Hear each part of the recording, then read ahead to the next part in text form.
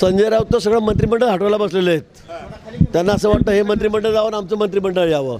संजय राऊतला कोण विचारतंय? संजय राऊतचा तो धंदाच झाला रोज काहीतरी बडबड करायची, वायफाट बडबड करायची, खोटं बोलायचं, रेटून बोलायचं. आणि तुम्ही त्यांना एवढं गंभीर का घेता मला हेच कळत नाही आता सध्या. त्यांच्या म्हणण्यावर होणार आहे का सगळं? चांगलं आहे. त्यांना शुभेच्छा आहेत. CM साहेबांचा पूर्वनियोजित कार्यक्रम होता 2 दिवसाचा. आपल्याला माहिती आहे केवढा मोठा कार्यक्रम होता. त्यामुळे ते त्या ठिकाणी गेले आहेत. आता ती संधी साधून हे काहीतरी आपल्या तोंडाचे वापस सोडत असतात.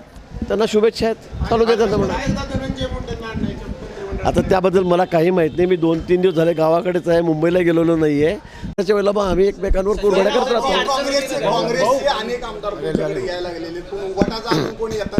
कोण आमच्याकडे बघा तुम्ही असं असं असं असं वोट करून काही काढू नका त्यातून. सगळ्याच पक्षाचे आहेत, सगळ्याच पक्षाचे आहेत. मी तर उबाठाच जास्त सांगितलं तुम्हाला. हां, काँग्रेसपेक्षाही आहेत.